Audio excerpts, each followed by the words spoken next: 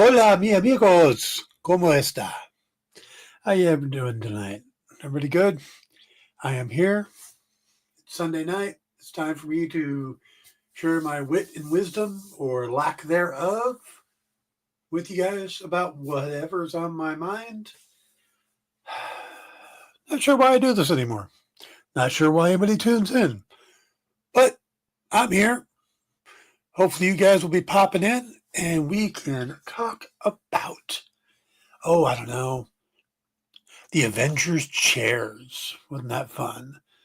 Daredevil, 2 episodes of Daredevil, the finale of Reacher, the latest episode of the Pitt, which was one of the most intense and dramatic things I've ever seen in my life. The movie Better Man, which was so good. And of course, I finally got around to seeing and finishing X-Men 97. Do-do-do-do-do-do. Do-do-do-do-do-do. Do-do-do-do-do-do. Wonder how much I can do before they get would they get a hit on that if I'm doing it myself? I don't know. All right, first thing we're going to do is I got a new lamp.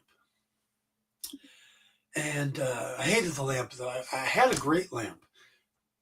Okay, this is my set. This is my computer right here. I have another monitor over here, which is currently not working. I have to replace it. So I have that going on. And then over here, I have a television hanging up on the wall. It's mounted pretty high, which is awesome. And I had this lamp that came over and was about this high, and the TV was up here, and there was no problem. And that lamp went out. And nowadays, you buy a lamp, and there's no bulb changing. It's like everything's a halogen, and it costs as much for the new bulb as it does to replace the lamp. So threw that one out, and I brought an extra lamp we had in from another room, and that lamp sat over here, and it was just a standard standing lamp with a little side one. And the problem was it sat right here, the only place it can sit to really function, right in front of my TV. So I had that there for a couple months and pretty much wasn't watching the TV at all. So I decided, I saw on Amazon they had this new lamp that was on sale for like $29, and it's like exactly the kind I want. That's not that tall. It just lights up the desk. So I got that, and it came in, and I threw it together really quick. But it's a remote. It comes with a remote, and it has different light settings, and I don't know yet which light settings best to use when I'm filming. I mean, we've got the basic one, and then they've got one that has a computer screen on it, which I think is just the basic setting. Then there's a reading lamp. Oh, that gets very yellow. I don't think I like that one. All right, here's one with a coffee cup on it. Oh, that's even more yellow. Ooh. If you guys want me to pretend I'm making s'mores, there's one with looks like a baby bottle. Oh, it dims. That's not bad. That's not bad. You guys can still see me, and then there's one with a night light. Oh, nah, see, that's, I think we'll go with the baby bottle. That way my soothing voice can help you get to sleep tonight. Yes, I'm going to start doing ASM or ASMR or whatever readings, and just crinkle paper and talk really softly about comic books. You know, the thing about Daredevil is he wouldn't exist if it wasn't for the fact that Bill Everett had a little bit of a drinking problem. Because, well, the Avengers wouldn't exist is what I'm saying. And that, actually, you guys know that story? So, the Avengers, and we're going to get to the Avengers chairs thing, but this is the story as I understand it. Marvel was putting out books, and at the time, Marvel had this horrible distribution deal with National Periodical. And National, of course, was DC Comics. And they had a limited number of slots they could put comic books out in. But the problem is that if they missed one, National would pull it and put something else in there and never give that slot back. So they had to put out, they were limited to the number they could put out. And if they missed one, they would lose one of those slots. So it was very important for Marvel to put out their books on time. This was in the early 60s when they were just trying to get a stronghold or a fingerhold back into a foothold. There we go. Into the publishing thing again. And what happened was Marvel had planned to do this book called Daredevil, and about a blind lawyer who gets superpowers, all that stuff. And we all love Daredevil. Yeah. The problem was they got Bill Everett to draw it. Now, Bill had a long history of Marvel. Bill worked on Marvel Comics #1 back in the late 30s, early 40s, when Timely was making the books and before they were Marvel. And they put out Marvel Comics #1 that introduced the Submariner and the original Human Torch, the android Human Torch. Well, Bill Everett worked on Submariner or Human Torch. I don't remember which now. I have to double check that. But anyway, so he was the creator on this series. I'm pretty sure it was Submariner.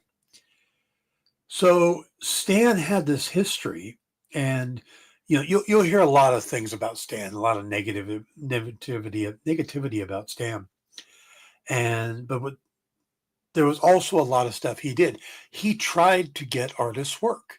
If somebody called up and said, "Hey, I'm having a rough go. Do you have anything for me?" He would do his best to find something for them to work on. And Bill Everett needed some work, so he put him on Daredevil. And Bill, from the way the stories tell, again, I can't verify this, but I've read in multiple sources and I've heard it from different people. Bill had a bit of a drinking issue and turned in the pages very late, to the point where there was no way they were going to make the printing deadline. Just wasn't going to happen. And Stan didn't want to take him off the book because he needed it. So he turned to Jack and said, "We got to do something. We don't have time to create a bunch of, a new character and design it and all that." So they decided just to throw together some of the characters they had already laying around into a team book. And that's how the Avengers came about. It was a mad scramble to keep their printing or their distribution slot because Bill Everett wasn't able to get Daredevil #1 done on time. Daredevil would then come out a few months later when another slot opened up. But that's how basically Bill Everett was the reason the Avengers existed. Now let's talk about the Avengers. And most recently, what the thing about the Avengers is that chair promo. They did a live stream, 5.5 hours of names on chairs. And every 12 minutes, the camera would move, a theme would play, they'd reveal another name. And if you looked online, people were like, "Oh my God, what is Marvel doing? This is the dumbest thing ever. They're so wasting time." It is the most viewed thing they've done, live stream they've done. It's got more views than the Daredevil Super Bowl, the Deadpool Super Bowl trailer, which was the most viewed thing. So their stunt that everybody's giving them crap about was very successful. And in it, they announced 27 names. 27 names seems like a lot, but for this movie, I don't think that's everybody. And there's indications, and other sites are saying it too. But even at the time, I'm like, that can't be everybody. Because, okay, you've got Chris Hemsworth. You've got all 4 members of the Fantastic Four, Ebon Moss-Bachrach, Joseph Quinn, Vanessa Kirby, and Pedro Pascal.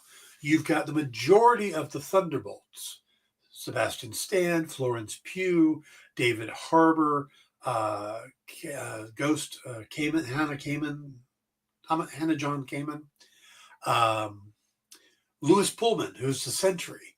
You've got all of them. You don't have Taskmaster, but nobody thinks Taskmaster is living long in the movie anyway. So you've got all of them. You've got Tina Huerta, Mejia. I think he's added that last name. Submariner. You've got Letitia Wright. You've got Winston Duke as M'Baku. Tom Hiddleston. And then you got a bunch of X-Men. You've got Kelsey Grammer, Patrick Stewart, Ian McKellen, James Marsden, Alan Cummings, Rebecca Romaine. I mean, you've got this pretty serious cast. I mean, there's a lot of people there. And of course, Robert Downey Jr. at the end. But the thing is, when you look at it, where's Benedict Cumberbatch? Tom Holland? Brie Larson? Tiona Paris, who is literally in the same universe as Kelsey Grammer at the end of the Marvels. Where's Aman Vellani? Where's Samuel L. Jackson? I mean, that's a lot of big names. I mean, and that's even the ones that aren't being speculated on. You know, where's Chris Evans? Where's Jeremy Renner? Where's Kate Bishop? Where's, you know, where are all these names that they've been building up? Where's Oscar Isaac? Where's Charlie Cox? You know? So are they, you know, Tatiana Maslany? Where's Mark Ruffalo? There are too many names that haven't popped up. And then you look at where any of the Eternals, I mean, there's so many people they could pull from. Plus, when you look at the X-Men, it's like, if you're doing the X-Men from that era, the Bryan Singer early X-Men stuff, where's Famke Janssen? Where's Halle Berry? You know, where's Hugh Jackman? Where's Ryan Reynolds? So I don't think that's it. I think that's half the cast. I think we're going to get another event. I think we're going to get another set of chairs, and it might be going from the other direction. And it'll start with like Mark Ruffalo or Benedict Cumberbatch. It'll add names. And then when we get to the end, you'll have Chris Evans sit down, and he'll be the other one, and he'll be playing, I don't know, some character that'll be opposed, maybe the Hydra version of Captain America or something like that. But I think that we're definitely going to get more. I have faith. We're going to get more. That this seems big for a movie, but it doesn't seem big for an Avengers movie. It feels like we're missing. Hey, Jamal, good to see you, man. So yeah, I think we're only at halfway. And then, like I said, other sites are speculating that. But then Robert Downey Jr. posted right afterwards, and it said something about, "Hey, this is great. Surely that's it." And then the Marvel Studios official account responded, "There's always room for more." So yeah, Jamal, man, it's been a long time. Hope you're doing well. So yeah, that's my thought on the Avengers chair thing. I think it was a great idea. I think people were glued to it. And if you think about it, announcements, most of the time you see announcements, they're these big events and you have to pay attention, but they're for a short period of time. Now, what Marvel did was every 12 minutes they made news. Every 12 minutes, they gave all of the sites that cover them something new to write and gave them 12 minutes to write it. Hey, Triple B. And they did. I mean, you go out to the sites and they're like, Letitia Wright's back in the Avengers. Tina Huerta's back. Patrick Stewart's back. Ian McKellen's back. So you had this constant 5.5 to, well, come on, it was longer than that. But you had to build up everybody going, Marvel's making a huge announcement tomorrow. What are they doing, Don? And then they spend all the buildup, 5.5 hours of doing the slow release. And then all the hours afterwards are people going, I don't think that's everybody. I think there's going to be more. Can you believe they're bringing back the X-Men? James Marsden's coming back. Alan coming. The guy from the Traders? Yeah, I mean, you had that. What was he in the X-Men? He was Nightcrawler. When was this? Yeah. So I think that it was a brilliant idea. And how did they end the evening? They dropped 2 episodes of Daredevil. 2 amazing episodes of Daredevil, by the way. And that's how we're going to segue into topic number 2, Daredevil. All right. When I was a kid, this is going to be a long way around. When I was a kid, I loved comics. I was a kid that I didn't do a lot of talking. I didn't go out and do a lot of stuff. I was a kid who would spend my time in my room playing with my action figures and reading. And I was a very introverted kid. I'm an introverted adult, by the way. Y'all may not think this because here I am on the air talking, but if you think about it, I'm alone. I am by myself, which is the way introverts like it. But so I was an introverted kid, and comics were the perfect thing for me because I got to lose myself in this world. But it was more than that. I got to lose myself in the world of the heroes. I got to lose myself in the world of the creators. I could turn to that back page and see Stan's writings about all the great stuff going on in the bullpen and jokes about Jack and Steve and Artie and all of these different, and Flo and Sal Brodsky. I knew all their names. It was awesome. And it felt like this club that you were part of, this exclusive thing, because you were smart enough to read comics. You knew that there was something special here, and you were one of them. You were part of it. And I absolutely loved that. It was important to me growing up. And when I was 10 years old, 11 years old, and I went to my first convention, and I got to meet Jack Kirby. And I got to see that these people that I'd been reading about, that I was part of a club with for all those years, were real and nice. Oh my God. Jack was an absolute sweetheart when I met him. I've told this story way too many times, I know. But that was the thing, is it was amazing.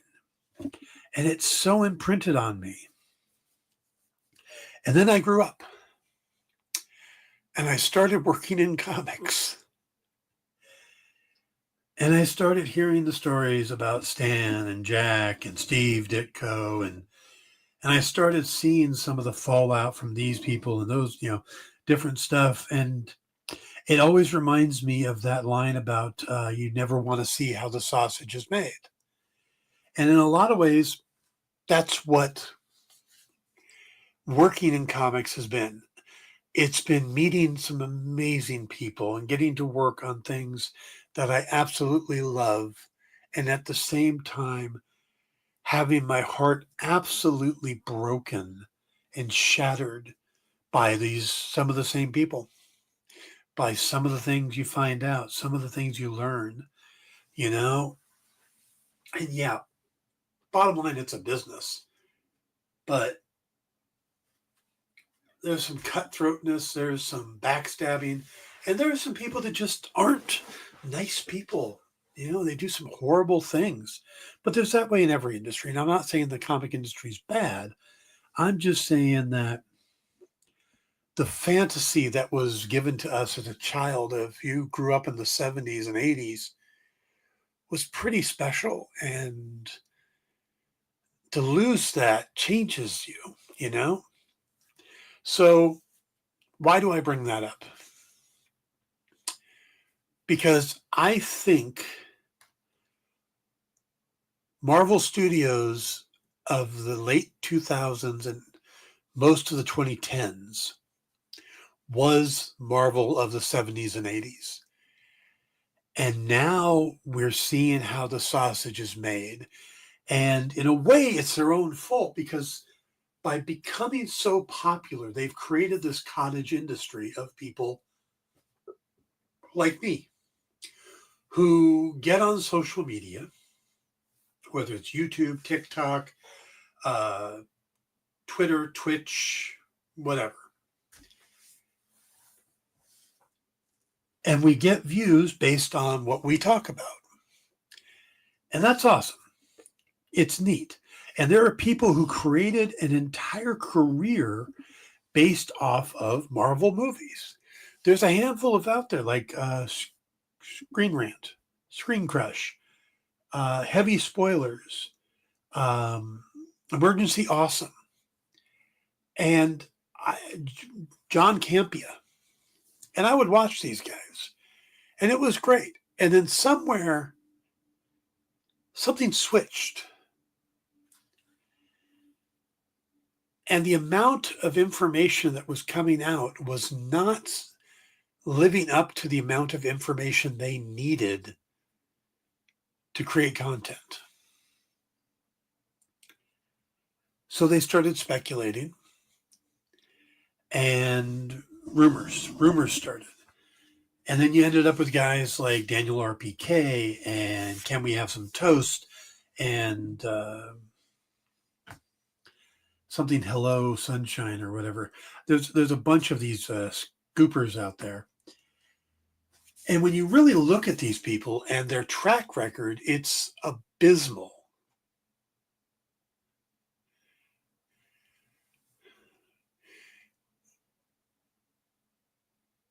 Oh, thank you, John. I appreciate that. And good to see you, man.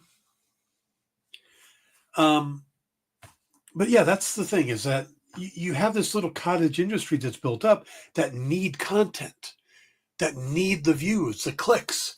So they've taken to gossip column, basically.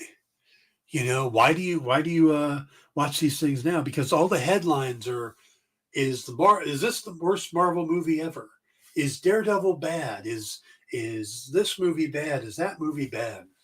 And I'm bringing it around to the new Daredevil series on Disney Plus right now. Now, if you're online and you watch these things, you find out that during the writer's strike, Marvel was working on Daredevil Born Again. And supposedly and this is what the story goes, Kevin Feige and some of the other heads at studio had time to sit down because everything was stopped and look at what had been created. And they didn't like it. They didn't like where they had gotten so far in the series. And they cleared house, brought in a new showrunner, which normally up until then they didn't have showrunners. They had head writers. They did things a little differently, and they were supposedly now switching to be more of a TV based thing instead of doing like movies broken into 6 parts, which I don't see as a bad thing. But and then what came out was, oh, they scrapped this stuff and they're going to keep some of the stuff that they used that the original crew did, and then they're going to film new stuff. And now every time one of these episodes come out, a bulk of the conversation from these content creators is about what is and isn't the new people and what is and isn't the old people. You know, and how seamless it comes together and stuff like that. And the fact is that if you're just sitting down and watching Daredevil, you don't know any of that. If you're not watching these content creators and doing all the behind the scenes stuff, it's just a show.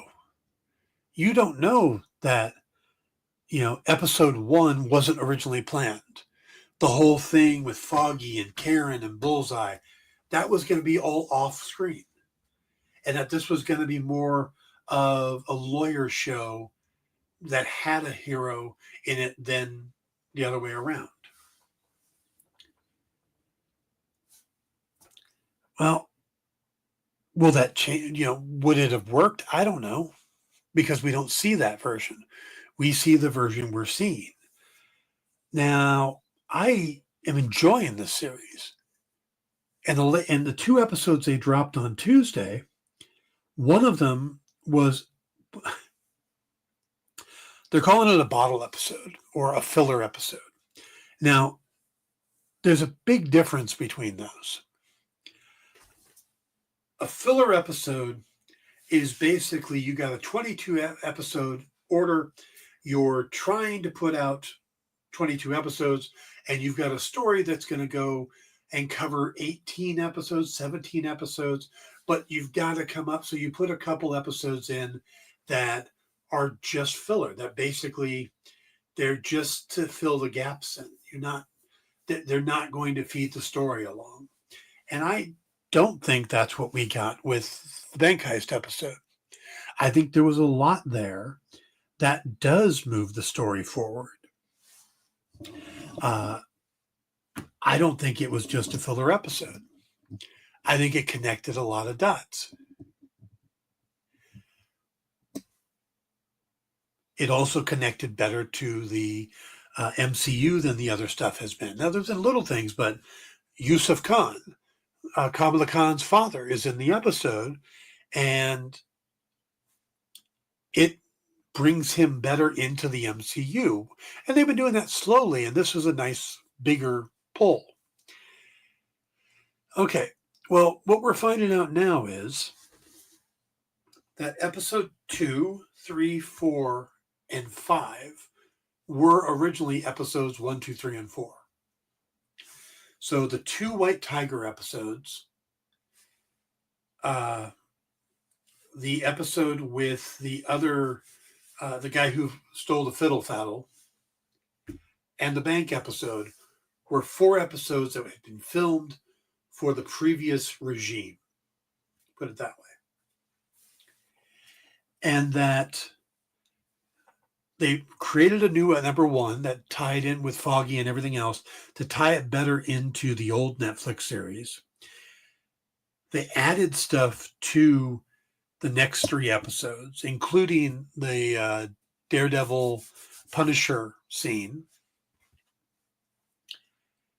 And then the bank heist scene is pretty much exactly as it was. They really didn't change anything. And what does that mean? That means that if you wanted to see what the other guys were doing, you look at the court case for White Tiger, you look at Matt in the courtroom for the fiddle faddle guy, and then you look at this and you get an idea of what they were doing. Now, does Daredevil show up in much of that? No, not at all. He fights in the bank, but not as Daredevil. So I get what they were talking about. There wasn't enough Daredevil, stuff like that. And front-loading it with Daredevil action made a lot of sense.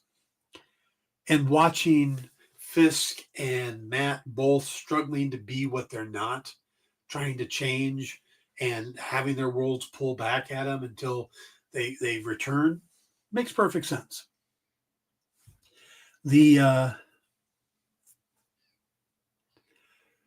But then you hear, well, the tone of the bank heist episode was different. It was lighter. It wasn't the same. So it was fun. It was good. I enjoyed it. But I also enjoyed the previous episode, and I enjoyed the episode after. So should you break down and look so deep into this and see how the sausage is being made, or should you just sit back and watch the show? I mean, it's gotten to a point where we have people who, like I said, make a living analyzing television shows. Yeah, I guess that is what I'm doing here. But I try to do it from a fan point of view and as from a writer. I'm not trying to find the gotchas. I'm not trying to tear stuff apart. I'm more just having a dialogue. Because what's cooler than, watching your favorite show than getting together with somebody and talking about it. But, like I said, there are people who make their living off of getting you to click on their show. I'm not monetized. I don't have ads. I don't have sponsors. I have me. Would I love to have that stuff? Sure. I'd love to get paid to be able to do this regularly, but my show during the week is no longer going. So I come on here and just talk to you guys. Now,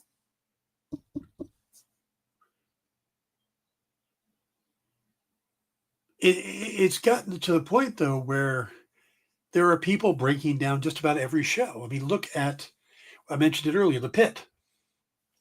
There are multiple websites with doctors who are going through each episode of the Pitt and telling you whether or not it's accurate. Now, are you a medical person? Does it matter?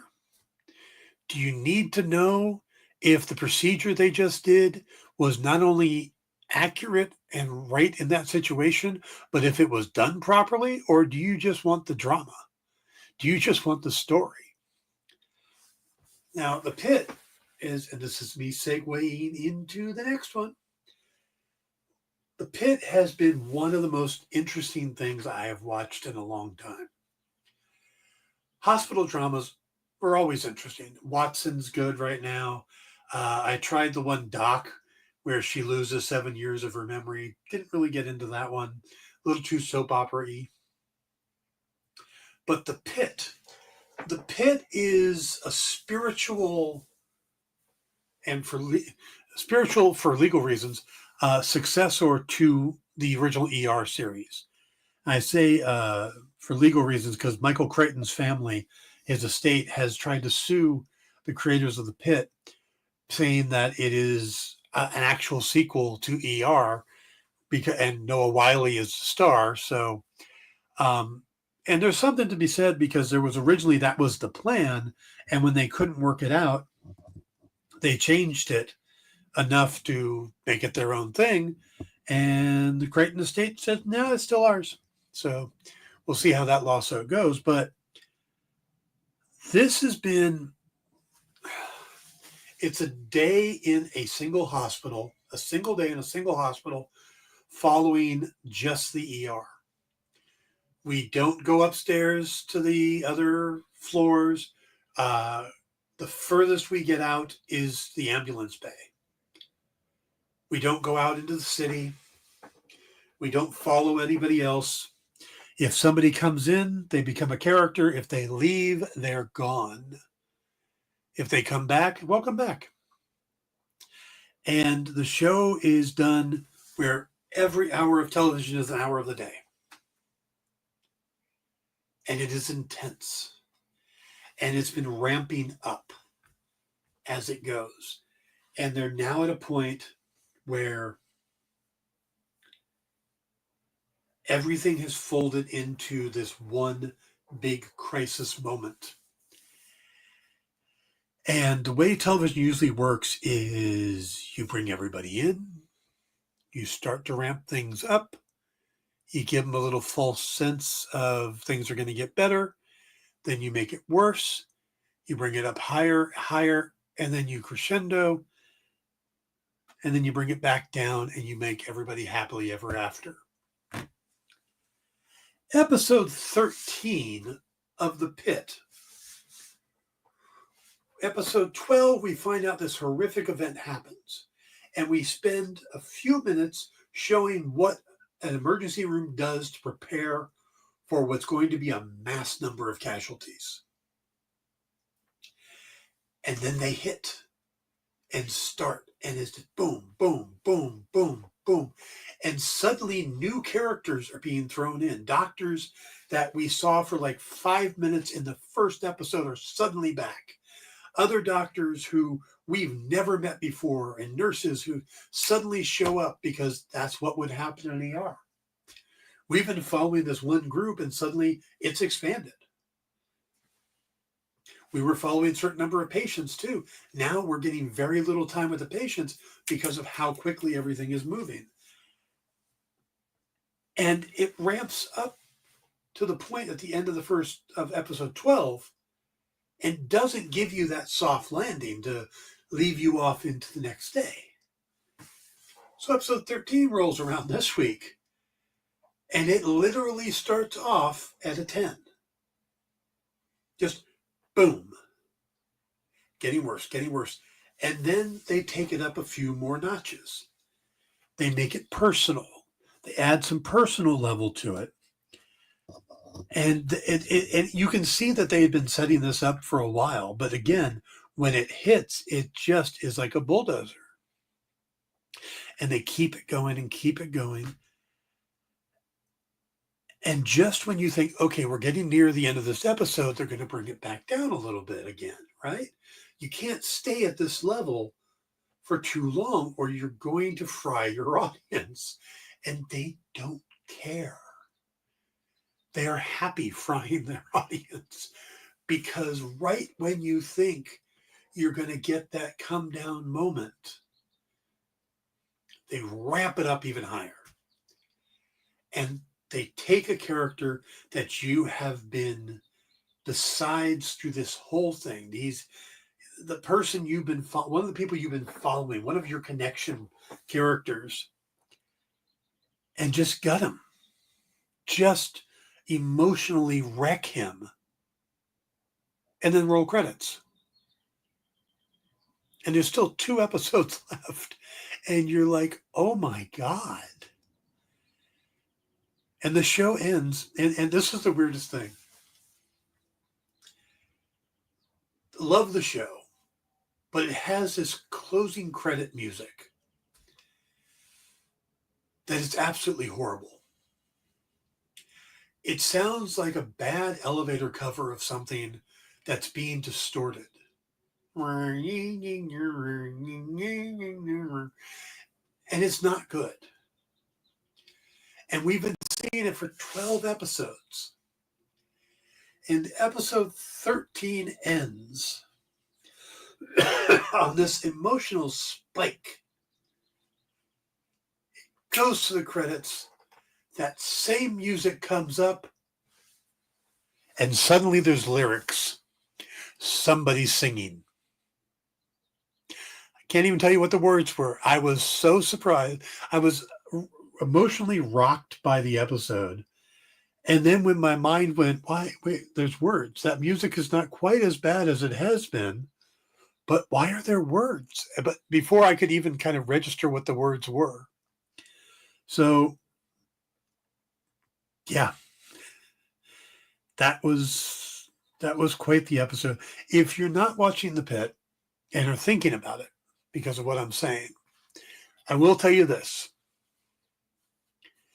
It is the emotionally intense parts of all the medical dramas that you see out there. It's done at a very quick pace. There is some drama from the actor or the characters besides the medical situations. So you do care about these characters. You get to know them. But it's very fast paced. And like I said, it's constantly ramping up. And then what they're showing you medically is a little over the top. I don't want to say over the top, but it's you see cutting, you see blood, you see inside of people's wounds, you see the gross stuff. So if you're squeamish about that, this is not the show for you. If you don't have a problem with that, this is probably one of the best things on TV right now. So, all right. Now, again, going from surprise emotional to another surprise emotional thing, after having watched The Pitt and all this stuff, it's like we need to relax. We need a night of just something a little lighter, a little more fun. So we watched Better Man. Now, if you have no idea what Better Man is basically biography of Robbie Williams. And if you don't know who Robbie Williams is, you're obviously American. I am one of the few people that I know who lives in the United States that already knew who Robbie Williams was. In the 2000s, I came across his song "Rock DJ," and it had such a interesting music video that it got my attention. I loved the tune, and it's one of those songs that became an earworm for me. So I knew who Robbie Williams was. For you that don't, Robbie Williams was a 15-year-old who became part of one of the biggest boy bands in England called Take That. Was with the band for quite some time, and then was booted out because of drug use and a bunch of other things. And when he got booted out, it was so shocking to the young people in England that there was worries of suicides, and it became like a national thing where they were watching people, and it was a bigger thing that he was no longer in the band. And then he kind of bounced back. The guy has 14 albums out, and all of them have gone number one in the UK. So if you've never heard of Robbie Williams, it literally is because you live in the United States. If you're in England, everybody knows Robbie Williams. In a lot of ways, he's kind of the British Justin Timberlake, maybe. It's probably a good analogy. Yeah. But what they did with this movie was unique in that it's stylized, in that you can tell it's being told from like if he wrote it, if it was his biography. So he doesn't, he doesn't clean up his edges. He's got a lot of issues and a lot of problems, but there are also things that he does kind of gloss over. And I think it's out of respect for the people in his life.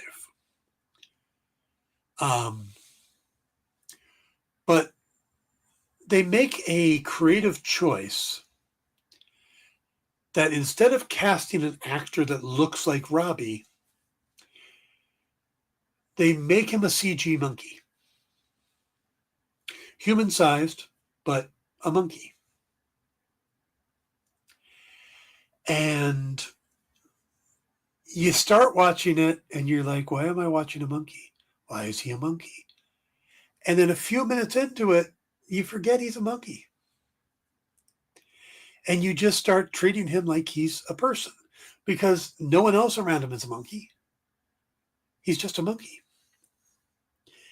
And his life is really screwed up. A lot of stuff happens to this guy. He's got a lot of issues. And it's a very raw and emotional movie. And his music plays in it. There's a lot of dancing and stuff like that. But at the heart of it, it is a really dramatic, raw story of somebody's life. As somebody who suffers from a lot of emotional issues and depression, should have gotten help, but instead was pushed into stardom, was used by certain people, allowed himself to be used, a lot of drug abuse. And there's a point where you're not even sure if you want him to. I mean, there has to be a redemption arc at some point, but you're not sure if he deserves it even. And I only have one complaint about the entire movie. Is that through it, he'll have these moments on stage where it has this crippling self-doubt, and he sees versions of himself in the audience calling him an idiot, calling himself a loser, that he's not capable, he can't do it. So you have these other monkey versions of him terrorizing him, basically. But there's a moment where he goes to rehab and he starts to get his life together. And they show him kind of cleaning up his act, and in doing so, he's kind of trimming his hair and stuff with a razor. And he leans down, and then he comes back up. And he's standing in front of a mirror. And then it just goes on. And at that moment, the writer in me went, what they should have done is when he was doing the hair and he leaned down and he was coming out of rehab and he was changing his life. When he came back up, they should have put the real Robbie Williams in there. That he was finally becoming who he really is. And I thought that would have made so much sense. That would have been such a dramatic moment of realizing that what we'd been seeing was how he had seen himself through the entire movie. And I think that's kind of what they did, is that it was a constant, this is how he saw himself as this animal, as this, less than person. But I think that would have driven it home if the last X number of minutes of the movie was the real Robbie Williams done up that way. They didn't do that. And I think that was a missed opportunity. I think that would have really driven the point home. Other than that, it was a really good movie. It was surprisingly good. And if you don't want, it's on Paramount, I believe. Paramount, yeah. If you haven't watched it, but you've heard of it, but you haven't watched it because A, you don't know who Robbie Williams is, doesn't matter. If you're like, well, I don't get why they're using a monkey, it works. So this is something well worth watching. All right. We got two other topics I want to get to before we wrap it up tonight. X-Men 97. I finally got around to watching. I don't have the easy segues anymore now. It's just getting rough through the last two. X-Men 97. I've been hearing a lot of people talk great about X-Men 97. That, it's the best thing Marvel's done. It's really great. Now, I had watched a couple episodes. It didn't click for me right away, but I kept thinking, I'll get back to it. And I finally did. And I watched, I think I had watched 2 or 3 episodes, and now I watched the rest of them. There's a lot of great stuff there. It's a lot of great storytelling. It is good. But it is what it is. It's still an animated series. It's still geared towards the younger viewers. I mean, originally it was a Saturday morning cartoon, X-Men. It was on Fox, the whole thing. And they don't change that. They don't suddenly come back and go, we're writing this for adults. Now, there's a lot of adult themes in it. There's a lot of characters. They bring in Bastion and Apocalypse and Mr. Sinister and Cable and Bishop and Forge. I mean, there's a lot of good stuff straight from the comics. And if you're a fan of the X-Men comics, especially the Chris Claremont years, this is great. It absolutely is. It's a good adaptation. But when I watch stuff like that, even to a certain extent, the What If and the Spider-Man, whatever the new Spider-Man series, Friendly Neighborhood Spider-Man, there's little shortcuts that animation take story-wise that I don't think you do in film or in television. They kind of gloss over certain things, and or convenience is perfectly acceptable because it's a cartoon, it's for kids. And I don't appreciate that. That's where they lose me a lot of time. That said, they did a lot of great stuff there. There's a lot to take from it. If they are building an X-Men universe now with Marvel, once Avengers Secret Wars is done, they should look at this and what works, because there's a lot good to pull from it. So it was good. I'm glad I watched it. If they do a second season, which I believe they're going to be, I will definitely sit down and watch that one too. So, all right. Now let's get to the big guy. Reacher Season 3 finale. Now, what's funny is right before I started the show tonight, I had clicked on. You guys know who Rich Eisen is? Rich Eisen is a sports guy. He used to be part of the NFL Network. Um, he now does his own show on the Roku channel. He always announces, he covers the combine for the NFL Network. Um, he'll run the 40-yard dash in a suit. He'll wear sneakers, but he'll run it in a suit and to raise money for charity. The guy's really good. He's a good host too, and he'll get a lot of. He does this Roku show now, and you can see it online. And he gets some great guests and does some great interviews. And I've seen John Bernthal on there. I've seen just a lot of really good actors, especially the ones who love sports. Well, today he had Anthony Michael Hall. And Anthony Michael Hall was telling some stories, behind the scenes stories of stuff like 16 Candles and at age 14, while filming Vacation, he snuck on the set one day that he wasn't filming because there was the Beverly D'Angelo shower scene that he wanted to see at 14. And yeah, just overall, it was a neat interview.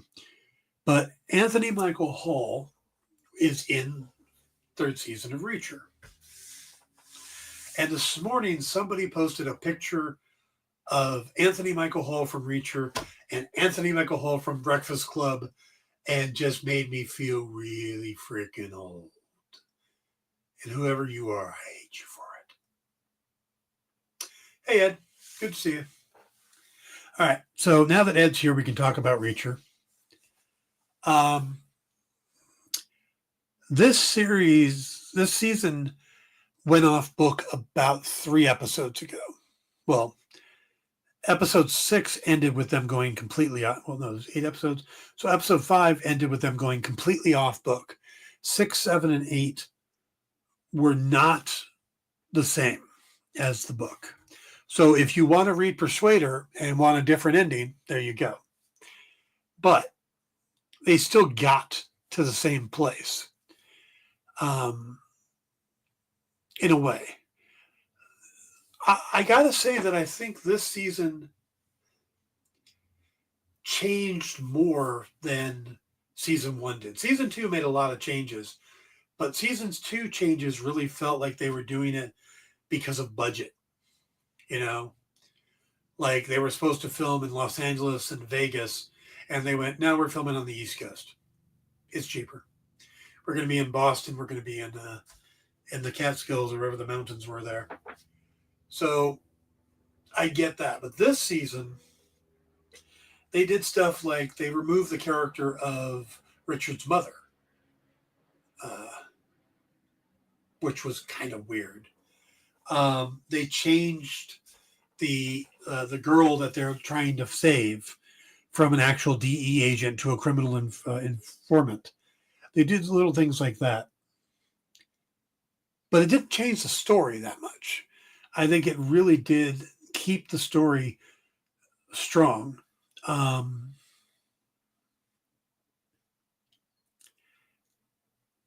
think we watched it on Prime, and Prime has some commercials. And I turned to Lisa while we were watching it, and I said, do you realize this fight between Reacher and Paulie had 2 commercial breaks? That's a long fight. Was the Reacher Paulie fight similar to the fight in the book? Yes and no.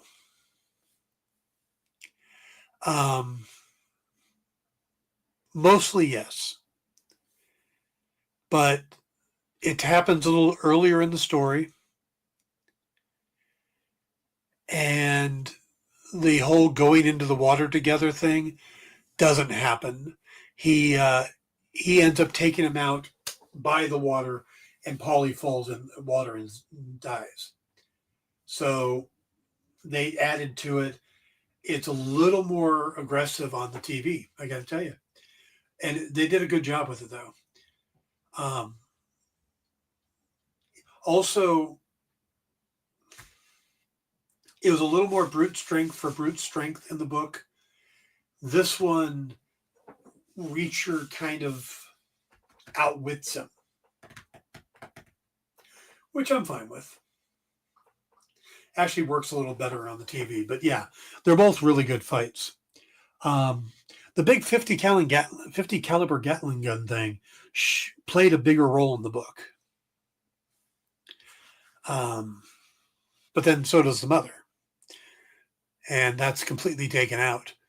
Um, and I think I can understand why, because there's a bit of sexism with the mother character that uncomfortable that I could see them going, yeah, we don't even want to deal with that. So overall, I thought the ending was,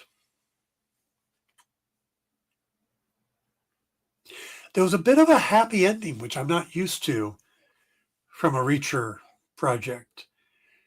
To me, Reacher usually just kind of leaves, you know? And instead, we got to see, oh, the girl went back to her grandmother, and uh, uh, Villanueva went back to his wife, and Neely went home, and Richard got to drive off and do what he wanted to do. And, you know, Reacher hopped on a motorcycle and drove off into the sunset. And that was a little bit more happy ending than I'm used to from a Reacher book. Because Reacher doesn't care. Reacher finishes what he's doing and he leaves. And dominoes fall where they may. So, there's a lot more using the 50 cal and having to duck under it. It's the 50 cal is more of an issue in the book, and it's more of a, you know, don't do this because there's a giant 50 caliber that you might have to be shot at with. So it just, the threat of the 50 caliber is much bigger in the book, where it's just, you almost forget about it in the TV show until the ending, you know? And of course, Neely is not in the book at all, has no role in it whatsoever. And Reacher kind of deals with the whole party aspect by himself. Yeah. So overall, though, really enjoyed the season. If I have to rank them,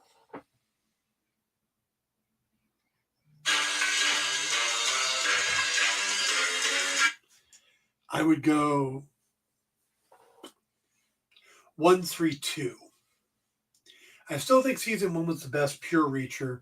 I think 3 was great. I liked 2 a lot, but it was a little more team up. And that's not what I expect from a Reacher book. So, and that's the only reason it's a little lower. It's not bad. I don't think it's bad in any way. I really like all of them. But yeah. So that's my thoughts on Reacher. I look forward to whatever the 4th season's going to be. Yeah, looking forward to it completely. Same here, 1, 3, 2. Okay.